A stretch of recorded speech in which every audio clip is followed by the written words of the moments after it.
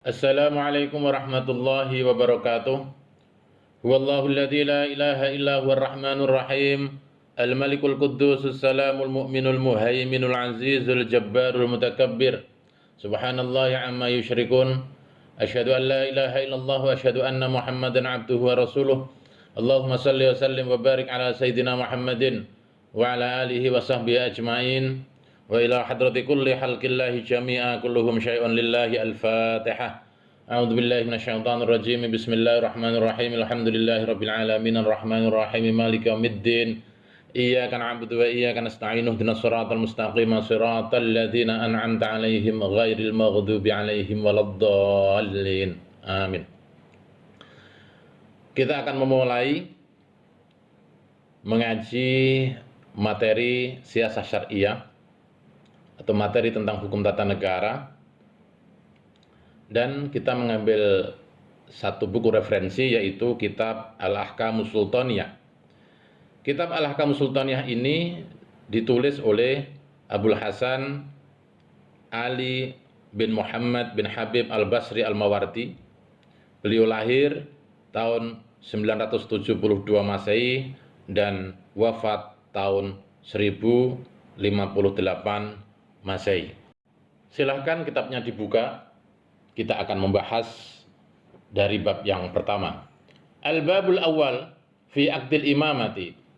Al-imamatu mawdu'atun li khilafatin nubuwati fi harasatid dini atau fi hirasatid dini wa siyasatid dunya.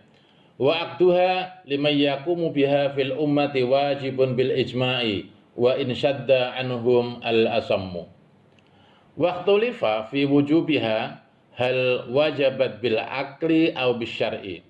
Faqalat ta'ifatun wajabat bil akli lima fi tiba'il uqala'i minat taslimi li za'imin yamna'uhum minat tadalumi wa yafsilu bainahum fit tanazu'i wat tahasumi.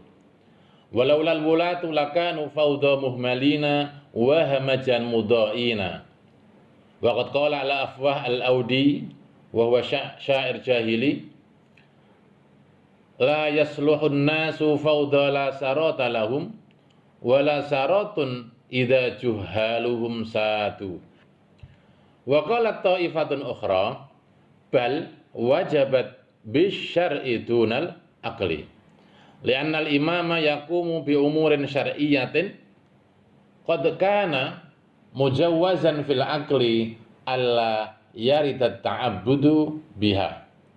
Falam yakun al-aqlu mujiban laha wa innama aujabal aqlu ayyamna'a kullu wahidin nafsahu minal uqala'i anitadhalumi wat taqatu'i wa ya'khudha bimuqtadal adli fit tanasufi wat tawasuli fayatadabbaru bi'aqlihi la bi'aqli ghairihi. Walakin jaa asy-syar'u bi tafwidil umuri ila waliyhi fid dini. Qala Allah azza wa jalla fi kitabihil karim, ya ayyuhalladzina amanu athi'u Allaha wa athi'ur rasul wa ulil amri minkum. An-Nisa 59. Fa farada alaina ta'ata ulil amri fina wa hum al-a'immatul muta'ammiruna alaina. Wa rawa Hisham bin Urwah an Abi Saleh an Abi Hurairah anna Rasulullah sallallahu alaihi wasallam qala sayalikum ba'di wulatun fayalikumul barru bi birrihi wa yalikumul fajiru bifujurihi fasma'u lahum wa ati'u fi kulli ma wafaqal haqqa fa in ahsanu falakum wa lahum wa in asa'u falakum wa alaihim. Bab pertama ini menerangkan tentang kontrak kepemimpinan negara.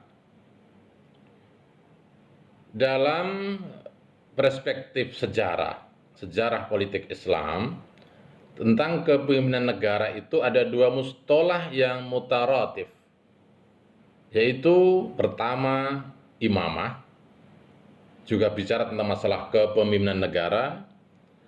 Dan yang kedua adalah khilafah, juga berbicara tentang kepemimpinan negara. Jika kita menggunakan bahasa khilafah, yang teringat kita bahwa khilafah itu adalah kepemimpinan negara dalam perspektif Ahlus Sunnah wal Jamaah. Sedangkan kalau imamah itu adalah kepemimpinan negara dalam konteks atau dalam perspektif Syiah Ahlul Bait, khususnya adalah Syiah Imamiyah. Ya, sebelum kita lanjut, kita akan mencoba menjelaskan sedikit bagaimana Sunni dan Syiah di dalam memiliki persamaan dan perbedaan. Pada dasarnya antara Sunni dan Syiah secara usul, ya, pokok-pokok agamanya itu sama. Ya. Anda boleh sepaham, Anda boleh sepakat atau boleh tidak sepakat. Satu contoh misalnya, ada sedikit perbedaan memang, misalnya terkait dengan rukun Islam. Ahlus Sunnah wal Jamaah memegangi bahwa rukun Islam itu ada 5. Yang pertama adalah syahadat, yang kedua sholat, yang ketiga adalah zakat, yang keempat adalah puasa, dan yang kelima adalah haji, atau dalam bahasa Jawa biasa kita waktu kecil diajarkan dengan istilah jidat, rolat, lukat, patso, moji. Jidat siji syahadat, rolat roro sholat, lukat telu zakat, patso papat poso, moji 5 kaji. Nah, Syiah khususnya Imamiyah ini juga memiliki rukun Islam yang jumlahnya 5. 5 itu yang pertama adalah sholat. Jadi syahadat itu tidak termasuk rukun Islam dalam pemahaman Syiah Imamiyah. Rukun Islam dalam pemahaman Syiah Imamiyah yang pertama adalah sholat, yang kedua zakat, yang ketiga puasa, yang keempat haji, dan yang kelima adalah imamah. Nah, jadi begitu pentingnya imamah ini dalam pemikiran Syiah, khususnya Syiah Imamiyah. Ya. Kemudian yang kedua, bicara tentang masalah rukun iman. Bagi masyarakat Ahlus Sunnah wal Jamaah, sejak kecil diajarkan di madrasah-madrasah tentang rukun iman adalah antu'mina billahi wa malaikatihi wa kutubihi wa rusulihi wal yaumil akhiri wa tu'mina bil qadari khairihi wa syarrihi. Rukun iman ada 6. Yang pertama adalah iman kepada Allah, yang kedua iman kepada malaikat Allah, yang ketiga iman kepada kitab-kitab Allah, yang keempat iman kepada para utusan Allah, yang lima iman kepada hari kiamat, dan yang keenam iman kepada qada dan qadar. Nah, pemikiran Syiah Imamiyah juga memegangi rukun iman. Rukun iman jumlahnya menurut Syiah Imamiyah itu 5. Rukun imannya ada 5. Yang pertama adalah tauhid. Tauhid mengimani tentang keesaan Allah. Yang kedua adalah al-adalah, iman kepada keadilan. Jadi keadilan ini penting sekali bagi kalangan Syiah, bahkan dijadikan sebagai rukun iman. Yang ketiga adalah an-nubuwah. Yang keempat adalah al-imamah, ya, percaya kepada imamah, dan yang kelima adalah al-ma'ad, percaya kepada hari kiamat. Nih, kita bicara yang kedua dan keempat dari rukun iman dalam pemikiran Syiah Imamiyah. Al-adalah. Nah, dalam konteks negara, keadilan itu tidak berjenis kelamin. Jadi keadilan itu sangat tinggi gitu ya. Agama, ya, identitas agama dengan keadilan itu lebih didahulukan keadilan. Ibnu Taimiyah misalnya mengatakan begini, Allahu yansuru daulatal adilah wa in kanat kafirah wa la yansuru daulatal dhalimah wa in kanat mu'minah. Bahwa Allah tidak menolong negara, maaf saya ulangi, Allah yansuru daulatal adilah wa in kanat kafirah. Allah akan menolong negara yang adil meskipun kafir pemimpinnya. Wala yansuru daulatal dhalimah, dan Allah tidak menolong negara yang zalim wa in kanat mukminah, meskipun pemimpinnya mukmin. Nah, jadi sampai demikian pentingnya nilai keadilan dalam negara sampai oleh Syiah Imamiyah dijadikan sebagai rukun iman. Dan kemudian juga pentingnya sekali imamah sebagai sebuah identitas politik kenegaraan. Sehingga bagi Syiah Imamiyah, imamah itu juga dijadikan rukun iman yang keempat. Jadi saya simpulkan bahwa rukun iman dalam pemikiran Syiah Imamiyah, yang pertama adalah at-tauhid, yang kedua adalah al-adalah, yang ketiga adalah an-nubuwah, yang keempat adalah imamah, dan yang kelima adalah al-ma'ad. Baik, lalu bagaimana dengan sumber hukum? Apakah sumber hukum yang dipegangi oleh orang Sunni dan orang Syiah itu berbeda? Nah, tentu saja sama ya. Sumber hukum yang pertama adalah Al-Quran. Al-Quran di kalangan orang Sunni dengan Al-Quran di kalangan orang Syiah, Syiah apapun, itu juga sama. Al-Quran yang 30 juz. Tidak ada perbedaan. Kemudian, untuk sumber hukum yang kedua, yang pertama tadi ada Al-Quran, antara pemahaman Sunni dan Syiah itu sama. Kemudian yang kedua, sumber hukum yang kedua yaitu As-Sunnah. Nah, sama-sama mempercayai As-Sunnah. Jadi kalangan Ahlus Sunnah wal Jamaah mempercayai As-Sunnah sebagai sumber hukum kedua. Kalangan Syiah Imamiyah juga mempercayai As-Sunnah sebagai sumber hukum Islam yang kedua. Namun buku-buku atau kodifikasi atau kumpulan-kumpulan hadis yang dijadikan rujukan As-Sunnah antara Ahlus Sunnah wal Jamaah dengan Syiah Imamiyah itu berbeda.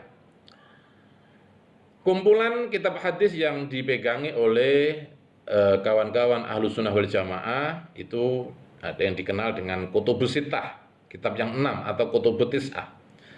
Untuk Kutubus Sittah atau kitab yang 6 ya, yang dipegangi oleh Ahlus Sunnah wal Jamaah, yang pertama adalah kitab Sahih Bukhari, yang kedua kitab Sahih Muslim, yang ketiga adalah Sunan Nasa'i, yang keempat adalah Sunan Abu Dawud, yang kelima Sunan Tirmidzi, dan keenam Sunan Ibnu Majah. Sedangkan kitab As-Sunnah ya, kodifikasi kitab As-Sunnah yang dipegangi oleh kawan-kawan Syiah Imamiyah ya, mereka memegangi 4 kitab hadis. Yang pertama Al-Kafi. Al-Kafi itu ada Usulul Kafi, ada Furu'ul Kafi. Kemudian yang kedua adalah Al-Istibsar. Yang ketiga adalah Tahdhibul Ahkam, dan yang keempat adalah Man la yahduruhul faqih. Inilah 4 kitab ya, kodifikasi kitab hadis yang menjadi pegangan oleh kawan-kawan dari golongan Syiah Imamiyah atau Syiah Isna Asyariyah. Ya, baik, kita kembali kepada kajian kita. Bab pertama fi aqdil imamah, tentang kontrak kepemimpinan negara. Imamah itu diselenggarakan untuk fungsi prophetic leadership, kepemimpinan kenabian, untuk menjaga agama dan memanage urusan dunia. Kita mengerti semua bahwa Rasulullah Muhammad SAW, beliau di samping sebagai kepala agama atau sebagai seorang Rasul, beliau juga sebagai kepala negara. Nah, untuk posisi Rasulullah sebagai kepala agama atau sebagai Rasul itu tidak tergantikan, ya, tidak akan tergantikan, karena Rasulullah itu adalah Rasul dan Nabi akhir, ya. Nabi, Rasul dan Nabi penutup. Nah, sedangkan posisi Rasulullah yang kedua yaitu sebagai kepala negara, nah itulah yang kemudian menjadi khilafatun nubuwah. Ya. Prophetic leadership-nya ini dalam posisi Rasulullah sebagai kepala negara. Dalam menjalankan, memelihara agama dan juga mengatur atau memanage urusan dunia. Bagaimana hukumnya? Hukum untuk menyelenggarakan imamah atau kepemimpinan negara ini di tengah-tengah umat masyarakat hukumnya wajib menurut ijma para ulama. Atau dalam kaidah nasbul imam wajib, mengangkat pemimpin itu wajibun, itu hukumnya wajib. Para ulama berbeda pandangan tentang sebab wajibnya. Apakah sebab wajibnya itu disebabkan secara rasional atau sebab wajibnya itu secara syariat atau secara syar'i. Sebagian ulama mengatakan bahwa wajibnya itu diadakan imamah itu dengan sebab rasionalitas, di mana diperlukan seorang pemimpin, dibutuhkan sebuah institusi kepemimpinan itu untuk melerai ketika ada orang berselisih, ketika ada orang bermusuhan. Tentu kalau tidak ada institusi kepemimpinan, maka dunia ini akan menjadi hancur, tidak teratur, akan menjadi anarkis. Sebagaimana dalam syair jahili, ya, tidak akan damai manusia itu ketika tidak memiliki kepemimpinan di kalangan mereka. La yasluhun nas faudala sarata lahum wala saratun idza juhaluhum satu. Dan juga tidak ada kepemimpinan yang berarti jika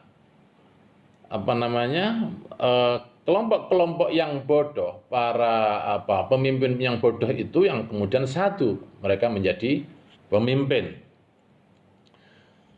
Wa qalat ta'ifatun ukhra, kemudian ulama yang lain berpandangan bahwa akdul imamah, ya, itu wajibnya akdul imamah, wajibnya penyelenggaraan institusi kepemimpinan itu wajib secara syariat, bukan secara akal. Kenapa? Karena di dalam kewajiban akdul imamah secara syar'i itu di sana ada motivasi ta'abudiyah, yaitu motivasi beribadah. Nah, kalau wajibnya hanya secara akal, nah tentu akal masing-masing orang, pemikiran masing-masing orang dengan orang lain itu akan berbeda. Tidak ada nilai-nilai universal yang kemudian menjadi patokan utama. Tetapi kalau wajibnya itu karena syar'i, tentu ada kaidah-kaidah syariat atau dasar-dasar syariat, dasar-dasar hukum yang bisa dijadikan pijakan, dan tentu di dalamnya ada motivasi ibadah di dalam siasah, ibadah di dalam penyelenggaraan pemerintahan. Sebagaimana firman Allah, ya ayyuhalladzina amanu, wahai orang yang beriman, atiullah, taatlah kepada Allah, wa atiur rasul, dan taatlah kepada Rasul, wa ulil amri minkum, dan juga taatlah kepada pemerintah di antara kalian. Jadi kita sebagai warga negara, sebagai umat diwajibkan untuk taat kepada Allah, taat kepada Rasul, taat kepada ulul amri. Siapakah ulul amri? Ulul amri itu adalah al-a'immatu al-muta'ammiruna alaina, yaitu para pemimpin yang memerintah kita semua. Sebagaimana Rasulullah bersabda yang diriwayatkan oleh Hisam bin Urwah, bahwa Rasulullah bersabda,